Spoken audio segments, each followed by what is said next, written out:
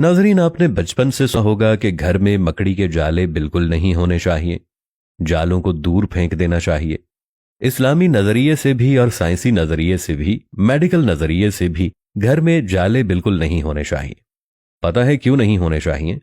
आप लोगों में से अक्सर ने यह सवाल सुना होगा कि घर में से जाले उतार दें, यह नहुसत की अलामत है।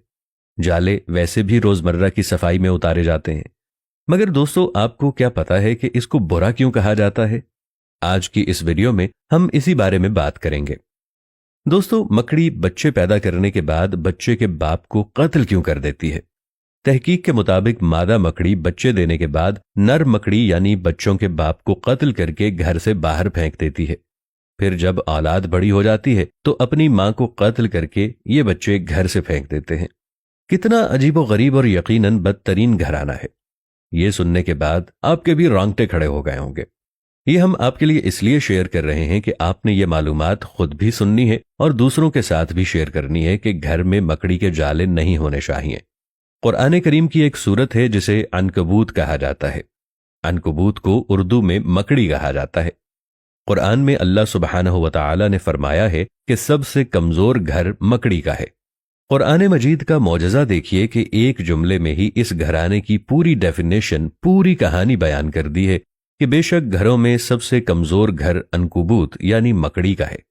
अगर ये इंसान इल्म रखते हैं तो इंसान मकड़ी के घर की जाहिरी कमजोरी को तो जानते थे, मगर इसके घर की मानवी कमजोरी यानी दुश्मनी और खाना जंगी से बेखबर थे।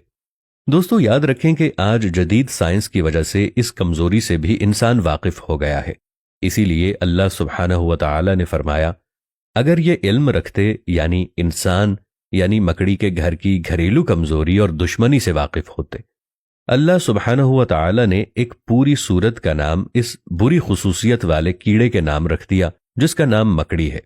हालांकि इस सूरा के शुरू से आखिर तक गुफ्तगू इस मकड़ी के बारे में नहीं है, बल्कि फितने के बारे में है।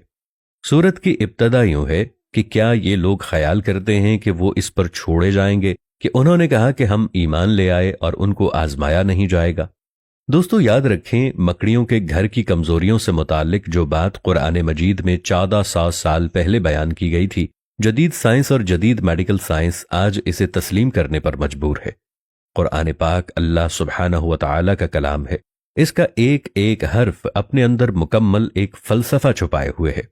बस जरूरत इस अम्र की है कि कुरान पाक को पढ़कर समझने की कोशिश करनी चाहिए। दोस्तों, ये बात आप लोगों के साथ शेयर करने का मकसद ये है कि मैं आपके सामने गुजारिश करना चाहता हूं कि अगर आपके घर, ड्राइंग रूम में, गेस्ट रूम में, किचन में या घर के किसी भी हिस्से में अगर मकड़ी के जाले हैं तो खुदारा इसे फेंक दीजिए।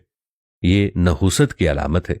अल्लाह पाक ने मकड़ी के घर के बारे में जो आपके साथ इरशाद फरमाया और इसका जो फलसफा है कि मादा जब बच्चे जनती है तो नर को मारकर घर से दूर फेंक देती है और वही बच्चे जब बड़े हो जाते हैं तो मां को मारकर घर से बाहर निकाल देते हैं, ये एक नहुसत की अलामत है और साइंसी तौर पर भी बताया गया है। और वैसे भी मकड़ी बुरी लगती है और घर में गंदगी फैलाती है, लिहाजा इनको घर में नहीं होना चाहिए। इसीलिए कहा गया है, और आपने बचपन में अक्सर सुना होगा कि मकड़ी के जाले घर में नहीं होने चाहिए। इसके पीछे का फलसफा आज आपको मालूम हो गया होगा।